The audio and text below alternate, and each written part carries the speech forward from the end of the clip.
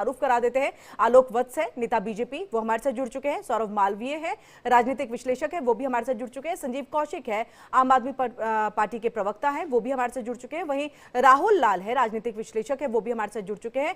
ऋषि मिश्रा है, वरिष्ठ पत्रकार है, वो भी हमारे साथ जुड़ चुके हैं। और आप सभी का बहुत बहुत स्वागत है। सबसे पहले आलोक वत्स आपके पास आएंगे, क्योंकि देखिए 3 सवालों के जरिए तो हम इस पूरे चिट्ठी प्रकरण को जो है समझने और जांचने की कोशिश भी कर रहे हैं, लेकिन आपसे समझना चाहेंगे क्योंकि सीधे सीधे तौर पर आरएसएस को चिट्ठी लिखी गई, मोहन भागवत को चिट्ठी लिखी गई और सवाल बीजेपी के लिए पूछे गए हैं। कैसे देखते हैं इसे?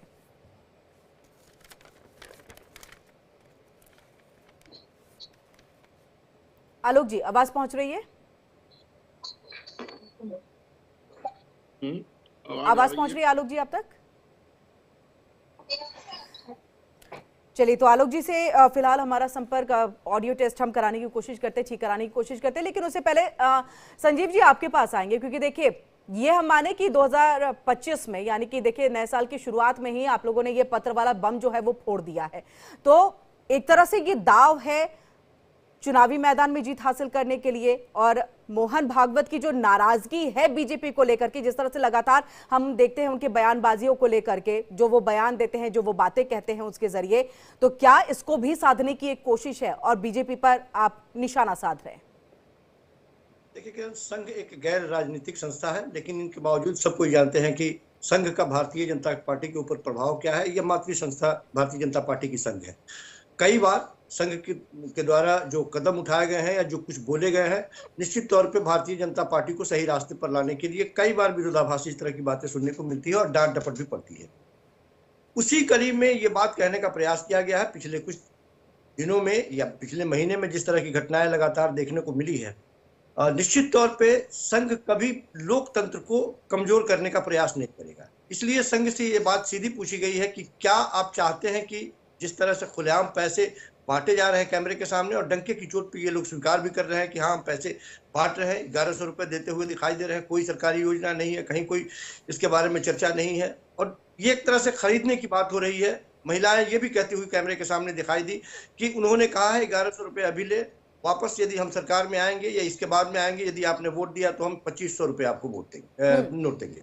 तो ये खुलेआम कहते हुए दिखाई दे रहे हैं। हम खूब जानते हैं कि अलग अलग क्षेत्रों से, विधानसभा क्षेत्रों से लोगों के नाम काटे जा रहे हैं, बल्क मात्रा में काटे जा रहे हैं, और मजे की बात यह है कि उनको किसी को रोहिंग्या बताया जा रहा है, किसी को बांग्लादेशी बताया जा रहा है, और तो और छोड़ दीजिए हमारे लेकिन संजीव जी, मैं ये समझना चाहती हूँ, क्योंकि देखिए तकरीबन 3 महीने के अंदर अगर देखा जाए तो ये दूसरी चिट्ठी है आरएसएस प्रमुख मोहन भागवत को, तो क्या आप लोग इसे भुनाने की कोशिश में हैं कि देखिए उनकी नाराजगी उनके साथ है? कई बार आप जिस तरह से कह भी रहे हैं कि उनको तो अपनी बातों के जरिए बीजेपी को वो सही रास्ते पे लाने की बात कह चुके हैं, तो क्या इसको आप भुना रहे हैं?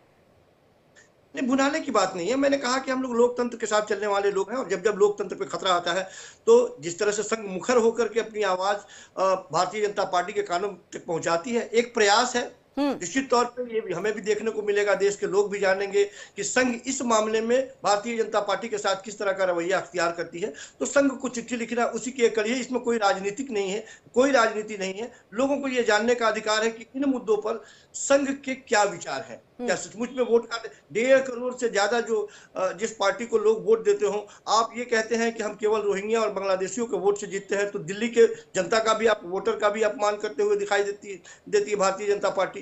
तो संघ से इसी मामले में एक चिट्ठी लिखी गई है कि क्या अधिकारी कोई बयान आता है। जी जी, आलोक जी आप तक आवाज पहुंच रही है?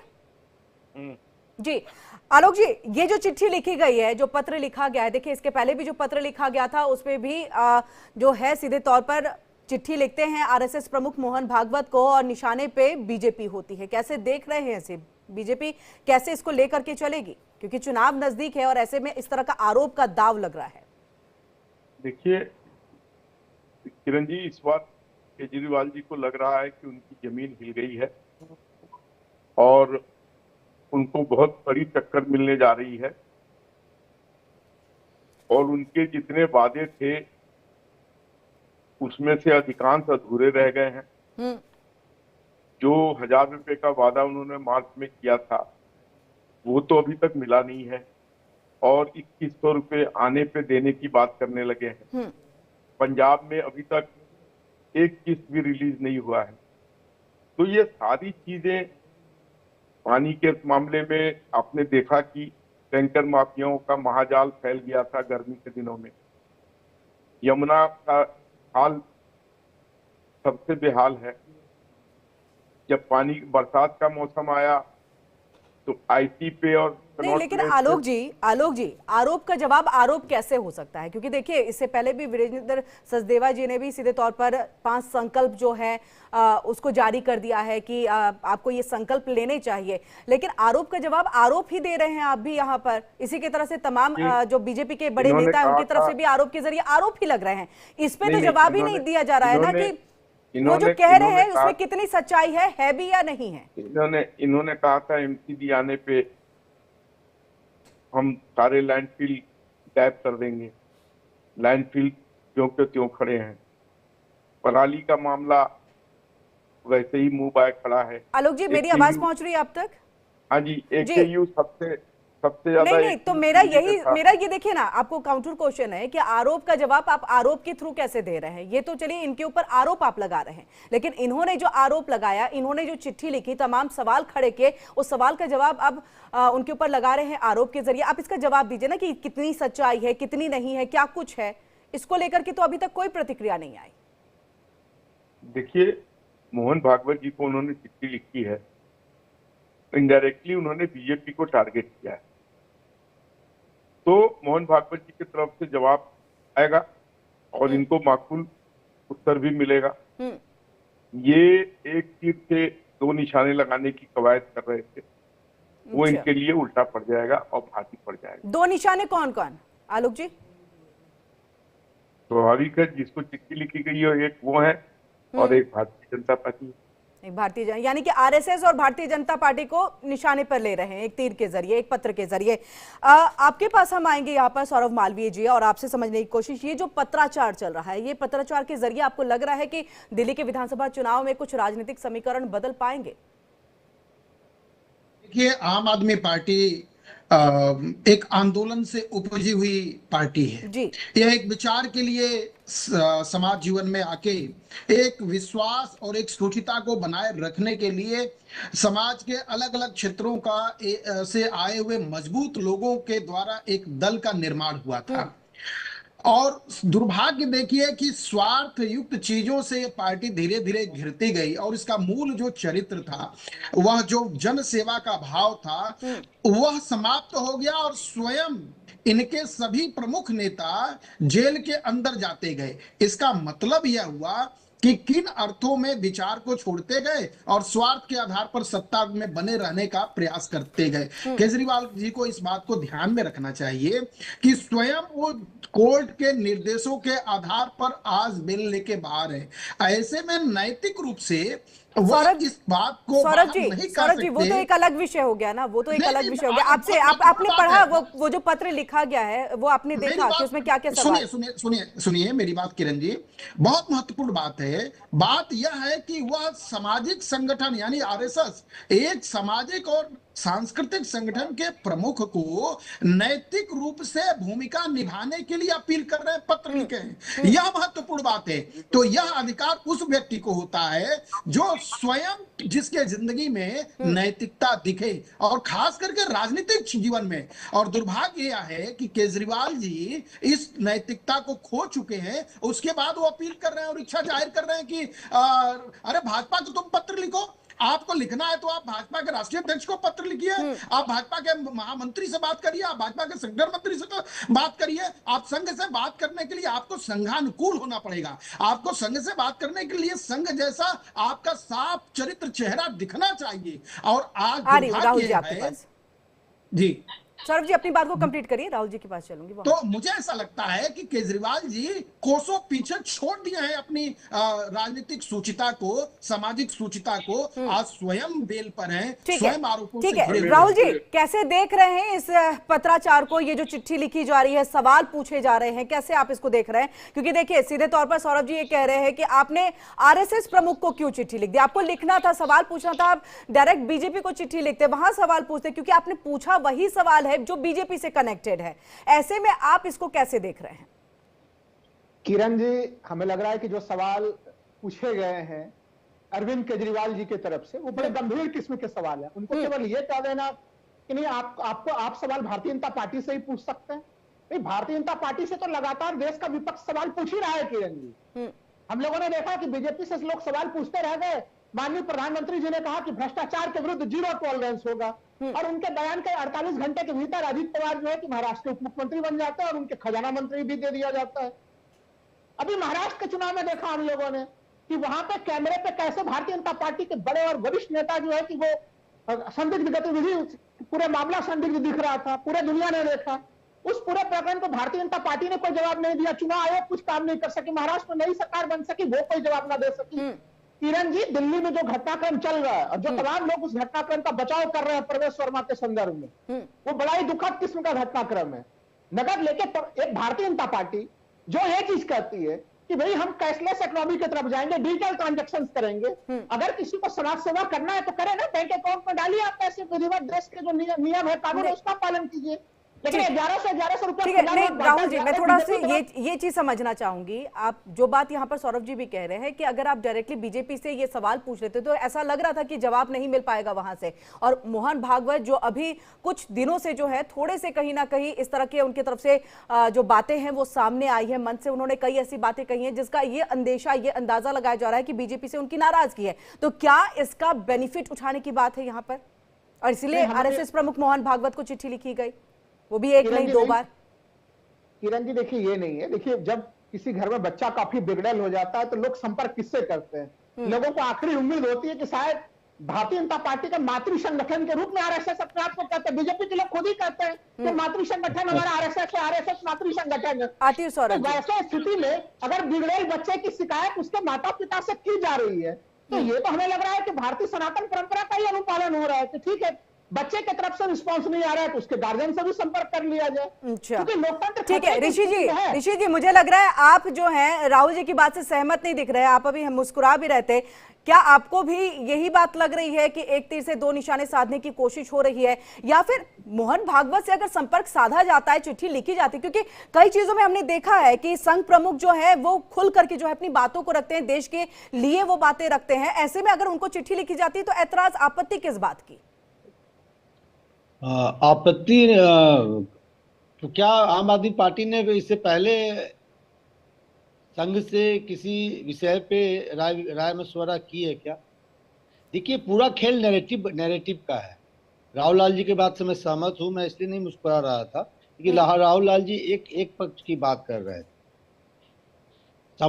समावेशी इसका समीक्षा ये है कि दोनों तरफ से राजनीति हो रही है, मकसद चुनाव में नैरेटिव बनाने का है, और जो संघ और भाजपा के बीच में वैचारिक मतांतर इन दिनों चल रही है। आप देखिए, संघ प्रमुख मोहन भागवत ने कुछ दिनों पहले क्या कहा था कि आप हर मस्जिद के नीचे मंदिर खोजेंगे तो कितने संभल को संभाल पाएंगे। तो जो अंतर्द्वंद भाजपा और संघ के बीच में है, अब किस कारण से है कि मोदी जी का इतना बड़ा कद हो गया है कि वो संघ को भी अपने सामने कुछ नहीं समझते हैं। अमित शाह जी का कद इतना बड़ा हो गया है कि किसी भी जब निर्णय किया जाता है उसमें संघ को कॉन्फिडेंस में नहीं लिया जाता। और उससे पहले भी आप जाइए तो 2024 में लोकसभा चुनाव के नतीजे के ठीक बाद संघ ने भाजपा को पाठ पढ़ाया था। तो जो अंतर्द्वंद भाजपा और संघ में है उसका फायदा अरविंद केजरीवाल उठाना चाहते हैं। सवाल अरविंद केजरीवाल से भी है, चुनाव आते ही आप जो पुजारी हैं, मंदिरों के पुजारी हैं, उनको 18,000 प्रतिमाह देने की घोषणा क्यों किया? आप चुनाव देख के चौका मारना चाहते हैं। दूसरी तरफ अरविंद केजरीवाल बीजेपी को बीजेपी के पीछ पे ही घेरना चाहती है। और मेरा सवाल सौरभ मालवीय जी से है, बहुत विद्वान हमारे पैनलिस्ट हैं, कि बीजेपी हर चुनाव में नैरेटिव सेट करती है, चाहे वो लोकसभा चुनाव हो, विधानसभा चुनाव। दिल्ली में आके बीजेपी को क्या हो जाता है कि बीजेपी आम आदमी पार्टी द्वारा सेट किए नैरेटिव को काउंटर करती है। आज भी देखिए, तमाम जो आपने जो बयान चलाया है वो अरविंद केजरीवाल या आम आदमी पार्टी द्वारा सेट किए गए नैरेटिव का ही काउंटर में रिप्लाई। तो चुनाव में नैरेटिव का बहुत बड़ा फर्क होता है, लेकिन इसका आम आदमी पार्टी का नुकसान भी है आप यदि लोकसभा चुनाव के ट्रेंड को देखेंगे तो खासकर मुस्लिम और जो दलित कंसंट्रेशन वाली जो सीट है उसमें आम आदमी पार्टी को लोकसभा चुनाव में सेटबैक लगा है, और जिस प्रकार का आम आदमी पार्टी ले रही है उसका फायदा कहीं ना कहीं कांग्रेस को दिखेगा। और मैं आपको एक बात बता दूं, मुझे याद है कि जब जनता दल दिल्ली में मजबूत हुआ करती थी और दिल्ली में कभी भी जब ट्रेंगुलर फाइट हुआ है तो बीजेपी को फायदा हुआ है, और जैसे जैसे ट्रेंगुलर फाइट दिल्ली में होगी, जनता दल एक जमाने में 4 सीटें जनता दल दिल्ली में जीती थी, लेकिन कांग्रेस को बीजेपी ने चुनाव हरा दिया था क्योंकि जनता दल ने मुस्लिम दलितों का वोट ठीक ठाक वोट काट लिया जी। ठीक है राहुल जी, आप अपनी बात को रखिए। ठीक है जी, स्थिति दिख रही है। ठीक है ऋषि जी, आऊंगी आपके पास। राहुल जी अपनी बात को रखिए, उसके बाद मैं सौरभ जी के पास जाऊंगी, और आलोक जी का फिलहाल जो है संपर्क टूटा हुआ है, कोशिश हम जुड़ने की दोबारा से करेंगे। बताइए। हाँ राहुल जी। किरण जी, वो युग और वो जमाना चला गया जब Bharatiya Janata party narrative set करती थी। नैरेटिव सेट होता है कि जनता किसके मैसेज को स्वीकार करती है। लोकसभा चुनाव वही चीज तो मैं कहा, इंडिया अलायंस, लोकसभा चुनावों में हम लोगों ने देखा कि इंडिया अलायंस, राहुल गांधी या तमाम पार्टियों ने जो नैरेटिव स्थापित किया वो स्थापित हुआ। भारतीय जनता पार्टी 400 पार का नारा लगा रही थी, इसको न तो जनता ने स्वीकार किया, न चुनाव परिणाम में दिखा, न चुनाव के दरमियान में दिखा। अब कुछ बड़े सवाल हैं किरण जी जिसको हम लोग टाल नहीं सकते। बड़ा सवाल किया है कि क्या इलेक्शन के दरमियान में वोट दे के पैसा लेना, इसको हम लोग एक सामान्य घटनाक्रम बना दें। प्रवेश वर्मा के जिस प्रकार से लिफाफे में पैसे दे के बांट रहे हैं उसको सामान्य रूप से स्वीकार कर लिया जाए। दूसरा घटनाक्रम कि अब ये ट्रेंड चल चुका है इस देश में कि जैसे ही चुनाव सामने में आता है 4 आदमी कोई जाए इलेक्शन कमीशन में शिकायत करे, विरोधी वोटों को वो कटवा दे। अभी महाराष्ट्र में हमने ये दृश्य देखे, हमने हरियाणा में ये दृश्य देखे, अलग अलग जगह पे, और वो चीजें दिल्ली में भी नजर आ रही है कि आप बांग्लादेशी घुसपैठिया के नाम पे पूरा विरोधी के वोटों को ही काट दीजिए। जो सवाल इसलिए अरविंद केजरीवाल जी ने पूछे आरएसएस के संघ प्रमुख से, बड़े गंभीर किस्म के सवाल है और उसके गंभीर उत्तर आने चाहिए। गंभीर उत्तर उस पे आने चाहिए, बिल्कुल गंभीर उत्तर के जो उम्मीद है वो लगाई भी जा रही थी। इसके लिए सौरभ मालवीय आऊंगी आपके पास। संजीव जी काफी देर से बैठे हैं, ठीक है जल्दी से अपनी बात करिए। फिर सवाल है मेरा राहुल लाल जी से भी है, संजीव कौशिक जी से भी है, दोनों हमारे अहम मित्र हैं, परम मित्र हैं। मेरा सवाल ये है कि इससे पहले आम आदमी पार्टी ने संघ से कब राय मशवरा किया? क्यों आप बीजेपी के पीछ पे जाके बीजेपी को बैकफुट में ढकेलना चाहते हैं, और बीजेपी इस चाल को क्यों नहीं समझ पा रहे? जवाब दीजिएगा इसका। देखिए किरण, 2 बातें हैं। पहली बात तो ये कि सचमुच में आम आदमी पार्टी को राजनीति करनी नहीं आती, आम आदमी पार्टी काम करना जानती है।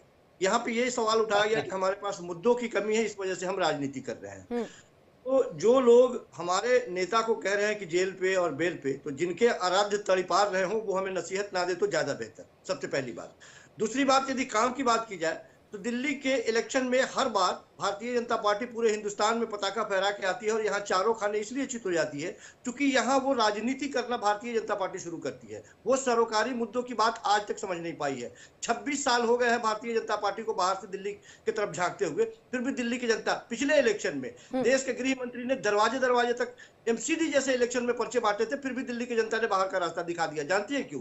केवल आम आदमी पार्टी वादा नहीं करती है, वादे पे खरा उतरती है। वो बच्चों के बारे में सोचती है, बुजुर्गों के बारे में सोचती है, माताओं के बारे में सोचती है, आपके बस के बारे में सोचती है, अस्पताल शिक्षा के बारे में, स्वास्थ्य के बारे में, सबके बारे में वो सोचती है। और यहाँ तक कि आज के वक्त में वो मंदिर के पुजारियों और ग्रंथियों के लेकिन संजीव जी ऋषि जी ने जो सवाल पूछा उसका आपने जवाब नहीं दिया। आपने इससे पहले आरएसएस प्रमुख मोहन भागवत से किसी चीज को लेकर के सलाह मशवरा कब किया? आम आदमी पार्टी की तरफ से कोई भी बड़े नेता? मनीष सिसोदिया का सीट क्यों बदल दिए? इतना ही आपको अपने कामों पे भरोसा है तो मनीष सिसोदिया का सीट क्यों बदल दिया? वो पार्टी के नंबर 2 के नेता हैं।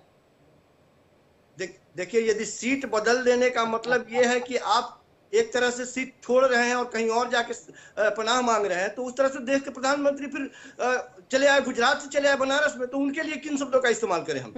ये तो राजनीति में ऐसा चलता रहता। और जो सवाल आपने स्पेसिफिक पूछा कि मनीष सिसोदिया ने सीट क्यों बदल दिया, तो ओझा जी एक जाने माने शिक्षाविद हैं, वो वहां से पहले भी रह चुके हैं। उन्होंने कहा कि यदि ये सीट मुझे मिले यहाँ से, मुझे यदि मौका मिले तो काम करने का हमें अच्छा अनुभव भी है, और यहाँ लोग हमें जानते भी हैं, हमें लोग प्यार भी करते हैं, हमारे लिए बेहतर हो पाएगा। और ये अपना सीट छोड़ करके किसी और सीट पर चला जाना ये कमजोरी नहीं है, ये मजबूती है कि हम इतना गट्स रखते हैं कि किसी भी सीट से आप हमें उतार देंगे तो फिर हमारी सीट सुरक्षित रहेगी, हमारी दिल्ली की जनता हमें प्यार करेगी और हमें वोट करेगी। ये तो मजबूती है ना, इसे हम कमजोरी कैसे मान लें? जी, एक बार फिर से आलोक जी हमारे साथ जुड़ गए हैं। है बनारस में किसी तरह से 1.5 लाख वोटों से, तो प्रधानमंत्री जी को तो सीट बदल ही लेनी चाहिए थी ना, तो इस बार हार भी जाते, बनारस से ही हार जाते। अभी भी एक चीज मैं किरण जी कहना चाह रहा हूं, देखिए मूल सवाल यह है कि देखिए कैसे वोटों को काटने की राजनीति कैसे हो रही है। चुनाव आयोग में नियम एक आदमी केवल 5 वोटों को काटने के लिए आवेदन कर सकता है। यहाँ तो आप देखिए कि भारतीय जनता पार्टी को मशीन लेके बैठी हुई है कि वो अंतर देख रही है कि पिछले विधानसभा चुनाव में कितने वोटों से कोई पार्टी XYZ पार्टी जीती। अगर वो 5,000 वोटों से जीती, चलिए 8,000 वोट ही काट दीजिए वहां पे विपक्षी वोटों को खोज खोज के। ये लोकतंत्र के ऊपर बड़ा कुठाराघात वाली स्थिति है। इसलिए ठीक है, देखिए सौरभ जी से राहुल जी आप लोग तमाम सवाल पूछ रहे हैं, लेकिन उनको बोलने का मौका नहीं देंगे तो वो कैसे जवाब देंगे बताइए। आप लोग का सवाल ही रह जाएगा फिर। लेकिन आ रही हूं आपके पास सौरभ जी। आलोक जी काफी देर के बाद हमारे साथ जुड़ गए हैं। आलोक जी आपसे, क्योंकि देखिए ऋषि जी भी इस बात को कह रहे हैं कि कहीं ना कहीं एक तरह से फायदा उठाने की कोशिश है इस पत्राचार के जरिए, जो खास तौर से एक नाराजगी लोकसभा चुनाव में भी देखा। आरएसएस की अगर नाराजगी है तो सीटों में कमतर चीजें होनी है, यानी कि सीट कम होंगे, वो रिजल्ट नहीं मिल पाएगा जिसको लेकर के आप नैरेटिव सेट करते हैं। तो ऐसे में नहीं लग रहा है कि एकजुटता जरूरी है?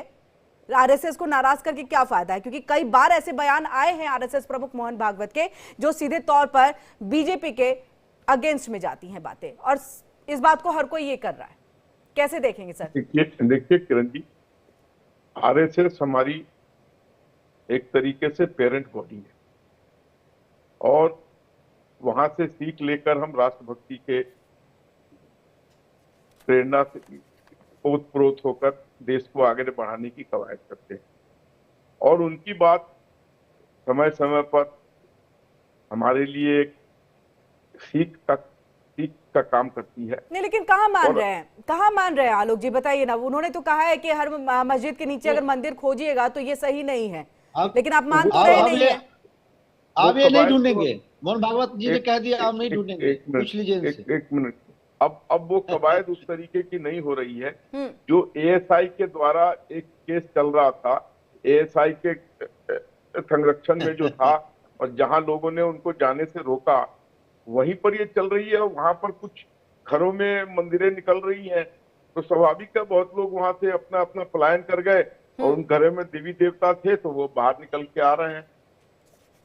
लेकिन एक देशव्यापी जो इस तरीके का अभियान चल रहा था, आप मोहन भागवत जी के बयान से सहमत है या नहीं है? आप मोहन भागवत जी के बयान से सहमत है या नहीं है? आदरणीय आलोक जी, आप और सौरभ मालवीय जी को बहुत विद्वान लोग बैठे हैं पैनल में, सौभाग्य है सौरभ मालवीय जी जैसे विद्वान लोग बैठे हैं। मैं तो उनका मार्गदर्शन चाहूंगा कि ये मोहन भागवत जी के बयान से बीजेपी सहमत है या नहीं है कि हर मस्जिद के नीचे मंदिर आप ढूंढते हैं। ये तो ऑपोजिशन का नैरेटिव है। जो ऑपोजिशन का नैरेटिव है वो मोहन भागवत का नैरेटिव कैसे हो सकता है, ये समझ में नहीं आ रहा। देखिए, मोहन भागवत की अपनी नैरेटिव है, ऑपोजिशन की अपनी नैरेटिव है। हमारे गार्जियन है, फिर आप कह रहे हैं हमारे गार्जियन है, आप कह रहे हैं मोहन भागवत की नैरेटिव हो सकती है। नहीं, मैंने ये नहीं कहा, आप मेरी बात को उल्टा कह रहे हैं। मैंने कहा कि ऑपोजिशन की अपनी नैरेटिव होती है, वो ऑपोजिशन के नैरेटिव से गाइड होने वाले व्यक्ति तो नहीं है। उन्होंने अपनी नैरेटिव सेट की है और उस बात को आगे हमें मानना ही पड़ेगा। वो हमारे लिए आदर्श पुरुष है। उनके जितने भी बयान आते हैं वो हमारे लिए आदर्श के बयान हैं और हम उनसे अलग नहीं जा सकते हैं। सौरभ मालवीय जी का ठीक है, सौरभ जी ठीक है ऋषि जी, सौरभ जी आपके पास आएंगे। दिल्ली में क्यों बीजेपी एक नैरेटिव सेट नहीं कर पाती है? क्यों आम आदमी पार्टी वाली नैरेटिव पे वो पिछड़ से जाते हैं? ये सवाल भी ऋषि जी ने पूछा था। देखिए 2014, 2019 और 2024 इस देश में लगातार सर्वाधिक प्रचंड बहुमत के साथ नरेंद्र मोदी इस देश के मुख्यमंत्री हैं। और अब हो गया आप जरा राहुल जी सुनने का अभ्यास करिए। ठीक बात है, मुझे मालूम है कि केजरीवाल प्रेम आपका बोल रहा है, लेकिन जरा सुनिए। 2019 में बनारस गए थे केजरीवाल, जमानत जब्त हो गया था, वो बात अलग है, हटा दीजिए उस बात को। लेकिन एक बात बड़ा साफ है, भारतीय जनता पार्टी देश की ही नहीं विश्व की सबसे बड़ी सदस्यों वाली, कार्यकर्ताओं वाली पार्टी है, दल है। ऐसे बड़े पार्टी को आज पूरे देश में पूरी तरह से जिस तरह का मैंडेट मिला है और अनेक राज्यों में सरकार है, ये सबको दिख रहा है, सब जानते हैं, इसलिए कहां विफल है वो तो सवाल ही नहीं उठता। अब रही दूसरी बात, भारतीय जनता पार्टी के पास अपना अध्यक्ष है, अपना संविधान है और अपने दल को चलाने का खुद का एक कानून, नियम, अनुशासन है। सब कुछ है, लेकिन दिल्ली में फिर पीछे क्यों है?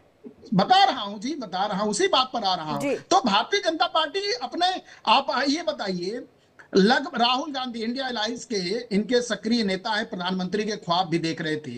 राहुल गांधी जब पार्टी के अध्यक्ष थे, उपाध्यक्ष रहे और बाद में के दिनों में अभी तक लगभग 60 चुनाव छोटे बड़े लगातार हारे हैं। क्यों हारे? उनके नेतृत्व में। तो ये मत पूछिए कि कहां दिल्ली में सरकार नहीं बन पा रही। इसी दिल्ली में सर्वाधिक, तीनों लोकसभा में बीजेपी ने इसी दिल्ली से सर्वाधिक सीट पाई और इन लोगों की बाकियों की जमानत जब्त हो गई। किसी की कमी आपके लिए वो स्ट्रेंथ कैसे हो सकता है? आपकी स्ट्रेंथ तो आपका अलग होगा ना, आपका खुद का नैरेटिव, सारी चीजें। उनकी कमी, वो हार गए चुनाव इंडी गठबंधन में, मतलब सभी हार गए राहुल गांधी के नेतृत्व में, ये एक अलग बात है। ये इनके मंथन की अपनी वजह होनी चाहिए चीजें। आप इनके पार्टी का मंथन करेंगे, इनके इंडी गठबंधन का मंथन करेंगे, तो आप अपनी पार्टी के लिए कब क्या करेंगे? मैं तो दिल्ली के लिए सवाल पूछ रही हूँ। किरण जी, एक जरूरी सवाल जरा इनको बता दूं। ऋषि जी का जो प्रश्न था कि भागवत जी का कहना है कि हर मस्जिद के अंदर मंदिर मत ढूंढो, बात तो सच है, बिल्कुल नहीं ढूंढना है। उसमें ढूंढने की बात, अरे जनता जाग रही है, न बीजेपी ढूंढ रही है, न संघ ढूंढ रहा है। ढूंढ कौन रहा है? सब जिसकी चेतना है, समाज उठ रहा है, खड़ा हो रहा है, समाज काम करेगा। समाज ने अपील किया है, समाज ने जागृत हुआ है, समाज को रोक सकते हैं यार? समाज को कोई रोक पाएगा? समाज को कोई कहेगा? और एक और बात, राहुल लाल जी ने महाराष्ट्र के बारे में कहा था, महाराष्ट्र चुनाव के बारे में, उसको भी स्पष्ट कर दूं कि विपक्ष धुला हुआ दूध का नहीं है, ये राजनीतिक क्षेत्र है। भारतीय जनता पर आप आरोप लगाइए और भारतीय जनता पार्टी आपको धूल चटाने के लिए सक्षम है और वो काम कर रही है। इसलिए विपक्ष के इस लोकतंत्र में विपक्ष का होना बहुत अच्छा है और इस खूबसूरती को बीजेपी संचालित कर रही है। नहीं राहुल जी, आपकी आवाज क्लियर नहीं आ पा रही है। आपके ऑडियो को ठीक करने की, इनको ठीक किया जाए, इनकी आवाज को। संजीव जी, तब तक आप अपनी बात को रखिए, आप कुछ कहना चाह रहे थे। किरण, हम ये कह रहे थे कि भारतीय जनता पार्टी इस मुगालते में है कि यदि अभी, जैसा कि भाई साहब ने बताया कि विश्व की सबसे बड़ी पार्टी, सबसे ज्यादा केंद्र में 3-3 बार के आंकड़े दिखा दिए उन्होंने, सबसे ज्यादा सांसद दिखा दिया। भाई साहब, इन सब चीजों से दिल्ली के जनता के दिलों में जगह नहीं बना पाएंगे। दिल्ली के जनता के दिलों में जगह तब बनाएंगे जब उनके चलते हुए कामों को, जो पहले से एक सरकार है काम कर रही है, उसमें अड़ंगे नहीं डालेंगे, तब आप दिल्ली की जनता के दिलों में जगह बनाएंगे। लगातार एक ऐसी सरकार जो काम बेहतर कर रही है, उसके हर एक काम में दिल्ली में बैठ करके अपने पावर का इस्तेमाल करके आप अड़ंगे लगाते रहेंगे। कभी किसी और योजना की बात रोकने की बात करेंगे, कभी किसी और को सस्पेंड करेंगे, किसी को हटाएंगे, बड़े बड़े मंत्रियों को, विधायकों को, मुख्यमंत्रियों को जेल में डाल देंगे। दिल्ली की जनता इससे आपसे नाराज है। अच्छा काम कर रहे हैं भैया, आप अधिकृत प्रवक्ता हैं पार्टी के, आप लगातार अच्छे चल रहे योजनाओं को रोकने का प्रयास कर रहे हैं। आप अधिकृत प्रवक्ता हैं, जेल में डालने का काम कानून करता है, इस बात को ध्यान रखिए। सारी योजनाएं चलती रहेंगी, आगे कुछ और योजनाओं को ऐड करेंगे और इसी तरह से दिल्ली से आपको बाहर का रास्ता दिखाते रहेंगे। आप चिल्लाते रहिए, करते रहिए खरीद फरोख्त दिल्ली की जनता के वोटों का, पैसा बांटते रहिए, आप काटते रहिए वोटरों के नाम, हम जुड़वाते रहेंगे, लेकिन दिल्ली की जनता आपको बाहर का रास्ता दिखाएगी। आप दिल्ली के मुख्यमंत्री के इलाके में चले जाते हैं, समरी रिवीजन कर 2 महीने समरी रिवीजन करने के बाद में दिल्ली की जनता के आप मुख्यमंत्री जहां से चुन के आते हैं, 5000 वोट काट देते हैं और 7500 ऐड कर देते हैं। आप 12,000, 1 लाख जहां के वोटर हो जिस विधानसभा के, वहां 12,500 वोट आप अपने मन से ऐड कर देंगे, उसमें नहीं चलेगा ऐसा। दिल्ली की जनता आंख खोल के देख रही है और दिल्ली की जनता से अपील है आपके इस चैनल के माध्यम से कि किसी का भी नाम यदि वोटर लिस्ट से कटा दिखाई देता हो, मेरे पास कॉल करें, मेरे कार्यालय में कॉल करें, हम उसका नाम ऐड करवाएंगे। नहीं चलने देंगे इन लोगों की धांधली। और लेकिन संजीव जी, बीजेपी तो कह रहे हैं, आलोक जी ने भी कहा कि ये आप लोग पत्राचार वाला जो तीर छोड़ रहे हैं ना, ये निशाना साध रहे हैं और 2 को साथ में, खासतौर से आरएसएस और बीजेपी को लेकर के निशाने पे आप ले रहे हैं। ये निशाना है, ये जनता की भलाई के लिए कुछ भी नहीं है। देखिए कोई निशाना नहीं है। मैंने कहा कि हमें राजनीति करने नहीं आती है। ये लोग बेलगाम हो गए हैं, ये संघ के हाथ से भी निकले हुए लोग हैं। संघ ही चाबुक चला के इनको रास्ते पे ले आएगी। ये खरीद फरोख्त संघ को भी अच्छा नहीं लगता है, इसलिए संघ से ये अपील की गई है कि अपने बिगड़ैल बच्चे को संभालिए, वरना दिल्ली की जनता। संघ में संजीव जी आप आइए, केजरीवाल जी आए, शाखा जाए, यही तो संघ चाहता है कि भाई देश भारत भारतीयता, राष्ट्रीयता, भारत भारतीयता की बात मानिए, स्वीकारिए और आइए। बीजेपी नहीं करती। सौरभ जी आप एक स्पष्टीकरण दे रहे थे कि जेल में, मैं नहीं दे रहा था स्पष्टीकरण, मैं आपको दुरुस्त कर रहा था, आपको मैं राइट कर रहा था, मैं दे नहीं रहा था स्पष्टीकरण। नहीं, आप कह रहे थे कि भाई जेल में भेजने का काम भारतीय जनता पार्टी नहीं करती। बड़ा मासूम सा तर्क दे रहे थे। सरकार का क्या, ये तो गवर्नेंस का काम है ना, वो तो न्याय जुडिशरी का काम है।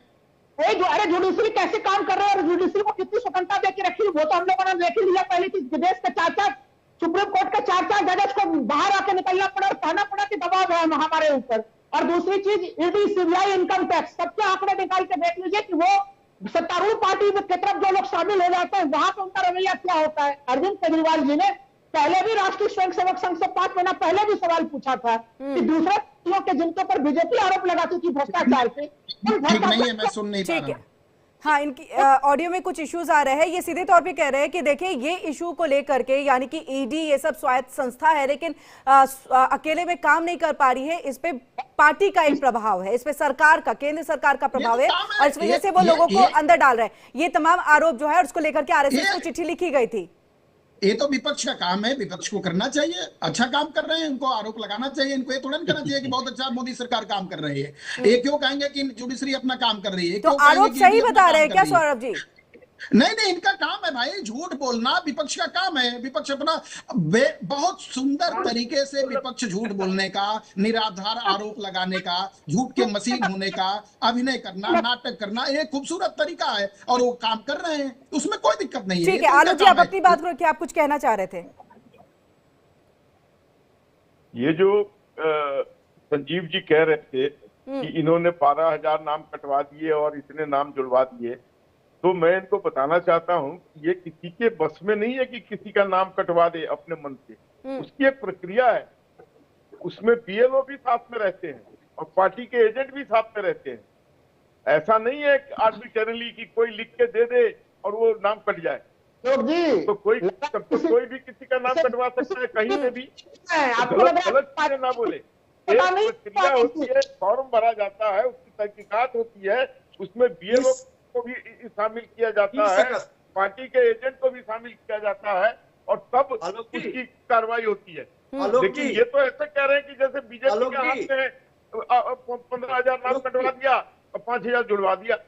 लोग जी, ये चुनाव में आने से पहले ही आम आदमी पार्टी अपनी हताशा निराशा प्रकट कर रही है। नाम काटा जा रहा है क्योंकि ये पूर्वांचलियों का वोट अपनी तरफ साधने के लिए इन्होंने ये स्टेटमेंट दिया। केजरीवाल ने जो अच्छे कारनामे किए, तो आलोक जी अचानक से जो ये जांच प्रक्रिया की शुरुआत हो गई कि कौन रोहिंग्याज है, बांग्लादेश से कौन अवैध तौर से आकर के रह रहे हैं, फर्जी आपको दस्तावेज भी बनाए, यानी कि आधार कार्ड फर्जी तौर पे बनाए गए थे, वो सबके जरिए जो है उनको वापसी करने की बात हुई है। जांच प्रक्रिया अचानक से, ये जांच प्रक्रिया की शुरुआत फिर नहीं किरण जी अचानक से नहीं हो रहा है, ये अचानक से नहीं है। रोहिंग्या का होगा, बांग्लादेशी घुसपैठियों का होगा, ये अचानक से नहीं है।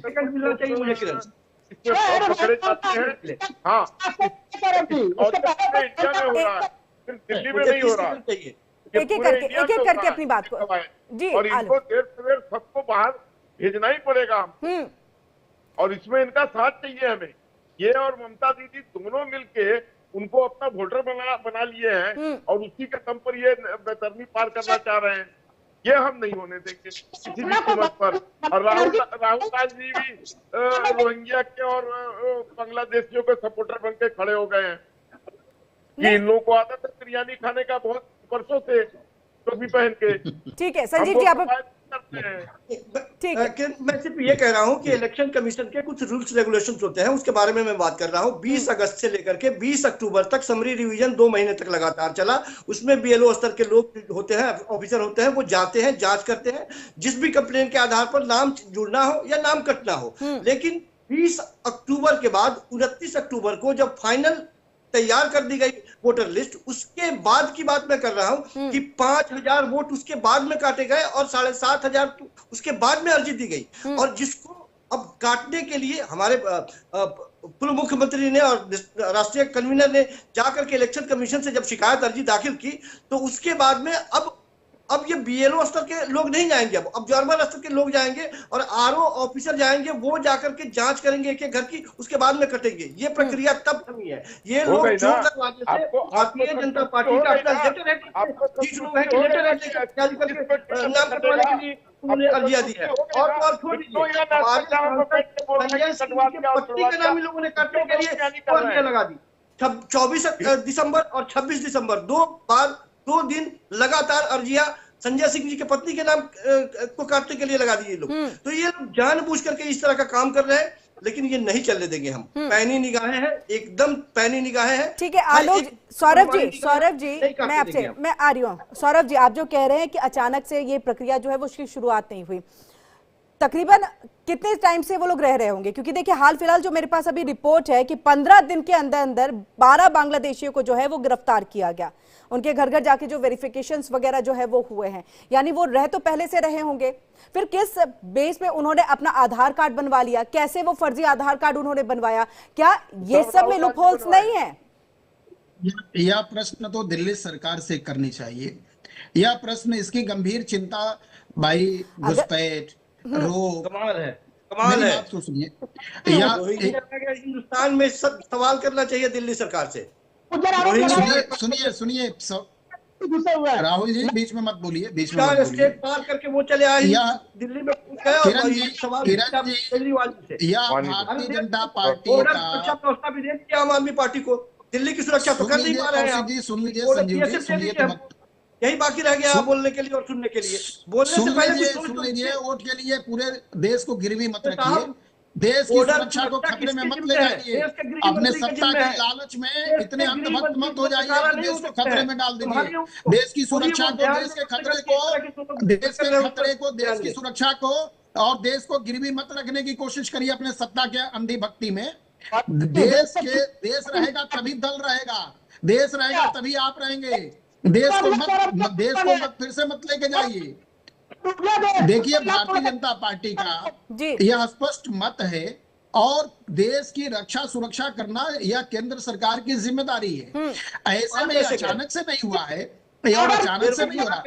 आज असम में, नॉर्थ ईस्ट के और खास करके दिल्ली के बाकी सभी जगह लगातार इस पर कार्य चल रहा है। उसी क्रम में अभी इस तरह से केंद्र सरकार अपनी योजनाओं को ला रही है। एक केंद्र सरकार की रक्षा सुरक्षा का कानून है, इसलिए वो काम कर रही है। दूसरी महत्वपूर्ण बात, दिल्ली सरकार ने जिस तरह से घुसपैठियों को अपने वोट बैंक के लिए फर्जी तरीके से और इस तुष्टीकरण में के लिए जो कार्य करी है वो निंदनीय है। उस पर अंकुश लगाने की जिम्मेदारी दिल्ली सरकार को, हमारे दिल्ली के लोगों को, हमारे अपने लोगों को यदि आप घुसपैठिया कहेंगे तो फिर कान पकड़ के गलत बात आप कर रहे हैं। पूर्वांचलियों को नहीं, एक गलत बात आप बोल रहे हैं, बिल्कुल गलत बात बोल रहे हैं आप, एकदम गलत बात बोल रहे हैं। ये बात बांग्लादेशी घुसपैठियों की बात हो रही है। आप बांग्लादेशी, आप पूर्वांचलियों को बांग्लादेशी कह रहे हैं। 11 साल हो गए, कितने लोग शर्म नहीं आती? आप पूर्वांचलियों को बांग्लादेशी कह रहे हैं। 11 साल में 11 लोगों को नहीं आप रिपोर्ट कर पाए। शर्म नहीं आती? आपको शर्म नहीं आती है बात बोलने के लिए? पूर्वांचलियों को आप बांग्लादेशी कह रहे हैं। मैं पूर्वांचल का हूँ, मैं पूर्वांचल का रहने वाला हूँ, मैं भोजपुरी का हूँ, मैं भोजपुरी बेल्ट का हूँ। आपको शर्म नहीं आती? पूर्वांचलियों का बांग्लादेशी कहते हैं। इसी तरह का आप तुष्टीकरण करना चाह रहे हैं भाई साहब। आप केवल राजनीतिक तुष्टीकरण के लिए देश को गिरवी रखना चाहते हैं। आपको शर्म आनी चाहिए। अरे कम से कम जमीर हो तो अच्छे से तो बोलिए। आप भोजपुरी वासियों को, पूर्वांचल वासियों को बांग्लादेशी कह रहे हैं, घुसपैठी कह रहे हैं। आप घुसपैठी की नजर से देखते हैं। तुष्टीकरण की स्थिति में मत जाइए। अरे केजरीवाल जी इस बात को समझ चुके हैं कि वो कितने दिन टिकने वाले हैं और कितने दिन रहने वाले हैं। गलत बात मत करिए। आंकड़े देखिए ना, चलिए आपकी आवाज नहीं आ रही है साहब। प्रदेश में 2014 के बाद से राहुल गांधी, आवाज नहीं आ रही है। तो बॉर्डर मैनेजमेंट नहीं हो पा रहा है। आप बॉर्डर मैनेजमेंट, आपकी आवाज स्पष्ट नहीं है राहुल गांधी। सौरभ जी वो बोल रहे हैं कि बॉर्डर मैनेजमेंट आप नहीं कर पा रहे हैं। क्यों नहीं कर पा रहे? कैसे क्योंकि दिल्ली में इस तरह से बांग्लादेशियों का, रोहिंग्यास का आना बॉर्डर के जरिए ही तो आएंगे ना। आप बॉर्डर कंट्रोल नहीं कर पा रहे, ये बात कह रहे हैं राहुल जी। अरे भाई, जो इस इतने बड़े तंत्र में, इतनी बड़ी व्यवस्था में आज की समस्या तो है नहीं। एक केवल तुष्टीकरण की राजनीति करने वाले लोग रास्ते खोले पड़े हैं, बाकी सरकार अपने स्तर से सारा कार्य कर रही है, पर ये आज की समस्या नहीं है। क्यों नहीं 60 साल पहले से 60 साल सत्ता में रहने वाली सरकारें ने क्यों नहीं की? ये तो देश की चिंता, देश की स्मिता, देश की रक्षा का कार्य भारत सरकार के नरेंद्र मोदी के नेतृत्व में हो रहा है। उसका परिणाम है कि सब बाहर आ रहे हैं। 2022 में अगस्त में हरदीप पुरी जी ने जो ट्वीट किया है वो ट्वीट निकाल के देख लीजिए। इन लोगों ने खुलेआम कहा है, और वो बक्कर वाला के EWS के फ्लैट में इन लोगों ने रोहिंग्या को बसाया है बजाबते, सारी व्यवस्थाएं दी, बिजली दी, पानी दी, सब कुछ इन लोगों ने दिया है और गर्व के साथ कहा। ये बात अलग है कि उसके बाद में चोरी छुपे ट्वीट को डिलीट ध्यान में रखिए, इस बात को ध्यान में रखिए, इस देश में घुसपैठी, बांग्लादेशी घुसपैठी, रोहिंग्या नहीं होंगे, नहीं होंगे, नहीं रहेंगे। ये इस देश में बांग्लादेशी घुसपैठी किसी भी प्रकार से पनाह नहीं पाएंगे, चाहे केजरीवाल सरकार, चाहे आपकी जो भी सरकार हो, चाहे जो करे, और वोट बैंक के लिए, वोट बैंक के लिए जिस स्तर पर गिरना हो गिर जाए, लेकिन ये देश की सरकार घुसपैठियों को बाहर करेगी। घुसपैठी एक बहुत बड़ा मुद्दा है, हर चुनाव में हम देखते हैं ये मुद्दा उठता है और बीजेपी खासतौर से इस मुद्दे को भुनाने की कोशिश में रहती है। लेकिन बड़ा सवाल ये है ना कि देखिए, अगर दिल्ली में इस तरह से रोहिंग्याज बांग्लादेशी रह रहे हैं, अगर मैं बांग्लादेश ये बंगाल की बात कर लूं तो वहां पर भी काफी ज्यादा है, वहां पर ममता सरकार है, लेकिन दिल्ली के बॉर्डर में आते आते मतलब कैसे यहां तक पहुंच रहे हैं, या फिर इतने सालों से वो कैसे रह रहे हैं, कैसे उनके पास जो है आधार कार्ड जो है वो बना हुआ है, फर्जी दस्तावेज बने, कहीं ना कहीं सिक्योरिटी लैब्स तो है ना यहाँ पर, देखिए सिक्योरिटी ब्रिज तो है ना इस मसले। और ये फिर जिम्मेदारी किसकी? सिर्फ एक दूसरे पर चुनाव आने समय में डाल दिया जाता है। आप देश को कहीं ना कहीं इनकी सिक्योरिटी ब्रिज करवाते हैं इस तरह से। देखिए, इस मसले पे तो मुझे लगता है कि सवाल देश के गृह मंत्री से होना चाहिए, निश्चित इसमें कोई दो राय नहीं है। और आपने झारखंड चुनाव में भी इस मुद्दे को, इस विषय को मुद्दा बनाया था, खासकर जो साहेबगंज वाले जो बेल्ट है जहाँ मुस्लिम कंसंट्रेशन पॉपुलेशन अधिक है। लेकिन नतीजे क्या हुए? हाँ बिल्कुल नतीजे क्या हुए? बीजेपी को ये उल्टा, ये जो दाव जो उल्टा पड़ गया। देखिए सवाल, देखिए मेन जो आपने जो आज जो डिबेट का जो विषय रखा है बहुत ही इम्पोर्टेंट विषय है। देखिए केजरीवाल बहुत ही तेज पॉलिटिशियन है, उन्होंने ऐसे ही मोहन भागवत को नहीं लिखा है, और मोहन भागवत इन दिनों खासकर नरेंद्र मोदी अमित शाह से नाराज हैं। यदि एक दो पॉइंट पे भी यदि मोहन भागवत जी का सहमति हो जाता है कि जिनको लेकर अरविंद केजरीवाल ने सवाल किया है, तो आप समझ सकते हैं पूरा चुनाव का नैरेटिव बदल जाएगा, पूरा चुनाव का फिजा बदल जाएगा। और ऐसे ही बीजेपी के पास अरविंद केजरीवाल के टक्कर का, उनके कद का कोई लीडर नहीं है, इसलिए वो सीएम फेस चेहरा घोषित नहीं कर रहे हैं। और मुझे लगता है कि बीजेपी को आम मुद्दे, आम जनता से जुड़े हुए मुद्दों पे आम आदमी पार्टी को घेरना चाहिए था। दूसरी बात, ये बात आम संजीव कौशिक जी को भी मानना होगा कि विगत जितने भी चुनाव हुए हैं उसमें से सबसे टफेस्ट चुनाव आप लड़ने जा रहे हैं। सबसे टफेस्ट चुनाव आप बता रहे हैं इसे? दिल्ली का चुनाव, ठीक है, लेकिन सबसे टफेस्ट चुनाव है। ठीक है संजीव जी जल्दी से इनके सवाल का, ऋषि जी के सवाल का, मैं फिर आलोक जी के पास भी आऊंगी, बहुत जल्दी से आंसर दीजिएगा। क्या विधानसभा चुनाव पास है और ऐसे में ये आरोपों का दावा आप लगा रहे हैं जो ऋषि जी ने भी कहा है कि आपको पता है नाराजगी है, फायदा हो सकता है? देखिए, अब दिल्ली की जनता कहीं से भी आम आदमी पार्टी के काम से नाराज नहीं है। जब आप गली कूचे में निकलती हैं तो आपको पता चलेगा कि दिल्ली की जनता आरएसएस की नाराजगी बीजेपी के साथ है, उसके फायदे की कहीं से भी नहीं। बिल्कुल आम आदमी पार्टी बिल्कुल निश्चिंत है। अपने मतदाताओं के लिए जो सेवा की है पिछले 5 सालों में, अपने कामों के बदौलत, देश का पहला ऐसा राजनीतिक जो दरवाजे पे जाके कहता हो कि हमने जो वादे किए थे आपको लगता है कि हमने पूरा किया, आप हमें वोट दीजिए। यदि आपको लगता हो हमने नहीं किया तो वोट मत दीजिए। ठीक है आलोक जी, ठीक है, वक्त की कमी है। आलोक जी, कितने बड़े डेंट के तौर पर इसे देख सकते हैं? क्योंकि देखिए, एक तो बीजेपी के लिए दिल्ली के अंदर में कोई फेस नहीं है जिसको आप मुख्यमंत्री ना भी अगर घोषित करें, क्योंकि कई ऐसे चुनाव आप लोगों ने लड़े भी हैं, लेकिन कहीं ना कहीं एक फेस रहता है जिस पर दिल्ली की जनता या जनता जो है वो भरोसा करके पार्टी के पक्ष में वोट डालती है। उसकी एक कमी है, नैरेटिव की कमी भी यहाँ पर बताया जा रहा है। इसके साथ